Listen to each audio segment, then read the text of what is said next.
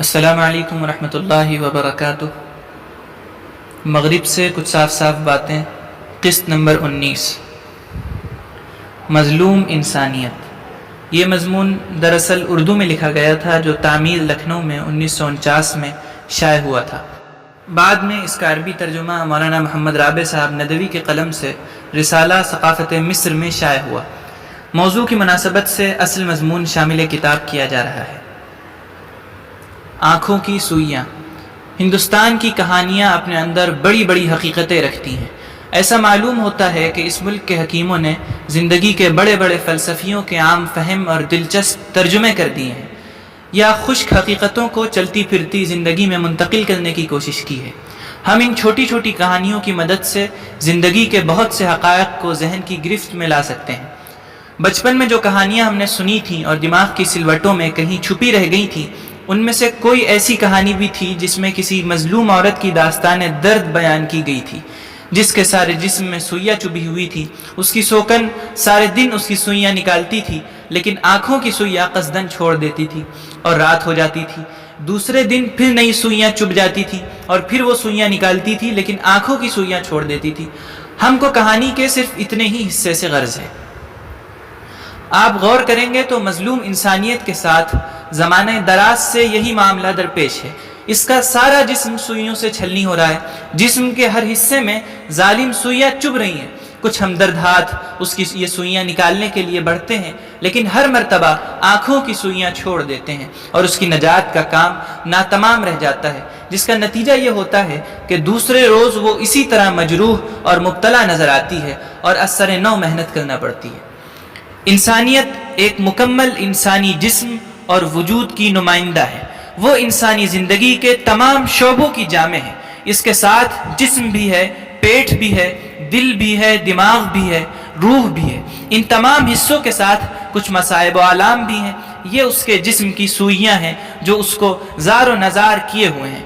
بھوک اور فاقہ، اچھی اور صحیح غذا کا نہ ملنا، یہ پیٹ کی سوئیاں ہیں۔ یقیناً ان سے انسانیت کو تکلیف اور دکھ پہنچتا ہے۔ عالم انسانیت کی یہ بہت بڑی بدقسمتی ہے اور زندگی کا بڑا شرمناک پہلو ہے کہ قدرت کی فیاضیوں اور غذائی سامان کی پوری فراوانی کے باوجود انسانوں کے ناجائز تصرف یا کسی سلطنت کے جابرانہ طرز عمل سے انسانوں کی ایک بڑی تعداد کو پیٹ بھر روٹی میسر نہ ہو اور وہ اپنے فطری حق اور ضروری سامان زندگی سے محروم رہے۔ اس پر غم و غصہ، اضطراب و احتجاج، اس صورتحال کے خلاف جد و جہد ایک قدرتی امر اور صحیح انسانی احساس ہے، جس پر تعجب یا ملامت کا کوئی موقع نہیں۔ انسان جسم رکھتا ہے اور جسم کو ٹھنڈک اور گرمی کا احساس دیا گیا ہے اور لباس کی طلب بخشی گئی ہے۔ اس طلب کو پورا کرنے کے لیے زمین پر پورے انصاف اور ضرورت کے مطابق لباس پیدا کرنے والی چیزیں اور لباس تیار کرنے والے ہاتھ پیدا کیے گئے ہیں۔ پھر بڑی ناانصافی ہے کہ چند آدمیوں کے زائد لباس استعمال کرنے یا بکسوں میں بند کر کے رکھنے یا بے جان دیواروں کو جاندار انسانوں کے کام آنے والا کپڑا اڑانے کی وجہ سے انسان سردی سے ٹھٹر کر مر جائیں یا ان کی سترپوشی کے لیے بھی کپڑا نہ ملے۔ انسان دل رکھتا ہے، اس کی کچھ جائز خواہشات ہیں، ان کا نہ پورا ہونا بڑی زیادتی اور ظلم ہے۔ وہ دماغ رکھتا ہے، اس کا علم سے محروم اور دماغی ترقی اور صحیح قوت فکر سے دور رہنا نا انصافی اور نظام زندگی کا نقص ہے، اور اس نقص کو دور کرنا ایک حساس انسان اور ایک صحیح الاحساس جماعت کا مذہبی اور اخلاقی فرض ہے۔ انسانی تہذیب و تمدن کو پھلنے پھولنے اور انسانوں کی روحانی، ذہنی اور جسمانی طاقتوں کو متوازن نشو و نما حاصل کرنے کا بہترین مواقع جب حاصل ہوتے ہیں جب ان کے راستے میں کوئی جابر قوت حائل نہ ہو۔ عموماً دیکھا گیا ہے کہ غیر ملکی حکومت و وسائل زندگی پر قبضہ کر لیتی ہے اور ان کی تقسیم کا کام اپنے غیر ہمدرد اور ناانصاف ہاتھوں میں لے لیتی ہے۔ اس کے اقتدار میں محکوم قوم کے جائز جذبات بھی افسردہ اور اس کی ذہانت کے سوتے خشک ہو جاتے ہیں اور وہ اپنے وطن میں جیل کے قیدیوں کی طرح زندگی گزارتی ہے۔ اس لیے غلامی بھی انسانیت کے لیے ایک بڑی مصیبت اور بلائے جان ہے۔ اس کا دور کرنا زندگی کے حقیقی لطف سے متمتع ہونے کے لیے شرط ہے۔ اس لیے بلا شبہ فاقہ کشی، عریانی، مجبوری، جہالت اور محکومی وہ سوئیاں ہیں جو انسانیت کے جسم کو برماتی رہتی ہیں۔ ان کا دور کرنا ایک بڑی انسانی خدمت ہے۔ لیکن کیا اس دکھی انسانیت کے سارے دکھ اور روگ یہی ہیں؟ اور یہی اس کے جسم کی سوئیاں ہیں۔ ان سوئیوں کے نکلتے ہی اس کو دل کا سکون، جسم کا آرام اور سکھ کی نیند نصیب ہو جائے گی، اور اس کی آنکھ کی کھٹک اور دل کی خلش دور ہو جائے گی۔ ہم دیکھتے ہیں کہ انسانیت کی مصیبت اسی پر ختم نہیں ہوتی کہ ہر شخص کو پیٹ بھر کر روٹی، ضرورت بھر کا کپڑا، جائز خواہشات کی تکمیل کا سامان اور تعلیم کے مواقع حاصل ہو جائیں۔ اس کے جسم میں کچھ اور بھی زہر کی بجھی سوئیاں ہیں جو اس کو اندر اندر گھلاتی رہتی ہیں، اور ایسی سوسائٹی جس کو زندگی میں اپنی منہ مانگا مراد مل چکی ہو، ان زہر کی بجھی ہوئی سوئیوں کی وجہ سے ہر وقت کراہتی، تڑپتی اور اندر اندر سے گھلتی رہتی ہے۔ انسان اس پر بس نہیں کرتا کہ اس کو پیٹ بھر کھانا اور اپنے بچوں اور متعلقین کی ضرورت کا کپڑا اور سامان زندگی حاصل ہو گیا ہے، اس کے اندر اس فطری پیٹ کے علاوہ ایک اور مصنوعی پیٹ پیدا ہو جاتا ہے، وہ حرص و ہوس کا پیٹ ہے، جو جہنم کی طرح حل من مزید ہی پکارتا رہتا ہے۔ اس کو روپیے سے صرف اسی لیے نہیں کہ وہ ضروریات زندگی کے حصول کا ایک ذریعہ ہے، بلکہ بغیر کسی مقصد کے ذاتی محبت و عشق ہو جاتا ہے، اور اس کو کوئی بڑی سے بڑی مقدار تسکین نہیں دے سکتی۔ دولت کے اس ذاتی عشق کی وجہ سے وہ ہر مجرمانہ فعل کا بے تکلف ارتکاب کرتا ہے۔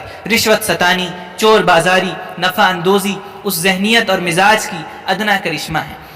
اگر دنیا کی اخلاقی تاریخ کا گہرا مطالعہ کیا جائے اور تعصبات سے الگ ہو کر بدنظمیوں، بے عنوانیوں اور شہری زندگی کے مشکلات کے حقیقی اسباب تلاش کیے جائیں تو ان کی تہ میں جائز انسانی خواہشات اور حقیقی ضرورت کا ہاتھ کم ملے گا۔ ان کی تہ میں عموماً ناجائز خواہشات اور فرضی ضروریات نکلیں گی۔ انہی ناجائز خواہشات اور فرضی ضروریات نے ہر زمانے میں شہری زندگی میں نئی نئی الجھنیں اور ہر نظام حکومت کے لیے نئے نئے مشکلات پیدا کیے ہیں۔ انہی فرضی ضروریات نے لوگوں کو مظالم، بددیانتی، غبن، استحصال بالجبر، رشوت خوری، سٹہ بازی، ذخیرہ اندوزی، فریب دہی پر آمادہ کیا، اور ان کے اثر سے پورے ملک اور بڑی بڑی حکومتیں اندھیر نگری، چوپٹ راج بن کر رہ گئیں۔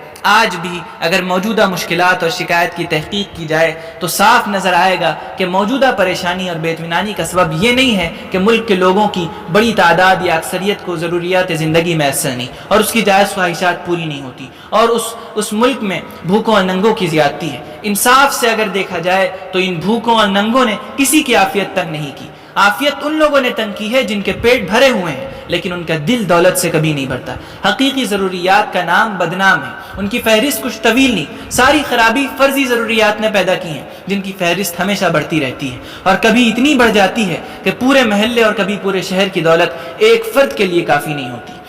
آج یہ ہوش ربا گرانی، اشیاء کی نایابی اور افراط زر کیوں ہے؟ کیا اس لیے کہ اہل ملک کی اکثریت بھوکی اور ننگی ہے؟ ظاہر ہے کہ صرف اس لیے کہ دولت کی ہوس بڑھ گئی ہے، زیادہ اور جلد سے جلد دولت مند بننے کا شوق جنون کی حد تک پہنچ گیا ہے، قناعت زندگی سے مفقود ہو چکی ہے، فخر، ریاکاری، جاہ طلبی، نمائش شہریت کے خمیر میں داخل ہو چکی ہے۔ آج جس چیز نے زندگی کو عذاب اور دنیا کو دارالعذاب بنا رکھا ہے اور جس سے ہر موڑ پر سابقہ ہے، وہ بڑی ہوئی رشوت ستانی، چور بازاری اور ظالمانہ نفع خوری ہے۔ لیکن کیا ان جرائم کا ارتکاب بھوک، فاقہ کشی اور برہنگی کے مجبوری سے کیا جاتا ہے؟ یہ تو اسی طبقے کی حرکات ہیں جس کو اپنی خوراک سے زیادہ غلہ، اپنے حصے سے زائد کپڑا اور اپنی ضروریات سے فاضل سامان زندگی حاصل ہے۔ ہزاروں مجرمین میں ایک بھی نان شبینہ کا محتاج اور سردی سے ٹھٹھرنے والا انسان نہیں ملے گا۔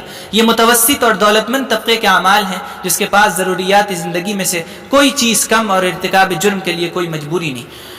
حقیقت میں انسانوں کی فطری اور واجبی ضروریات کا معاملہ کچھ مشکل نہیں۔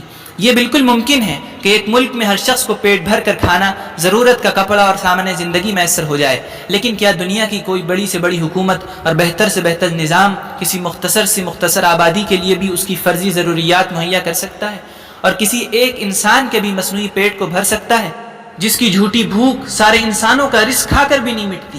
پھر جب سوال حقیقی ضروریات کا نہیں بلکہ فرضی ضروریات کا ہے، اور مرض اشتہائے صادق نہیں بلکہ اشتہائے کاذب ہے، تو کوئی ایسا معاشی فلسفہ یا اقتصادی نظام جو سوسائٹی کے ضمیر کو نہیں بدلتا، جو صرف انسانوں کے پیٹ بھرنے اور اس کا تن ڈھکنے کی ذمہ داری لیتا ہے، اور جو مادی احساس میں اعتدال پیدا کرنے کے بجائے اشتعال پیدا کرتا ہے، کیا کسی سوسائٹی کو بھی اندرونی طور پر مطمئن کر سکتا ہے اور زندگی کو موجودہ مشکلات سے نجات دے سکتا ہے؟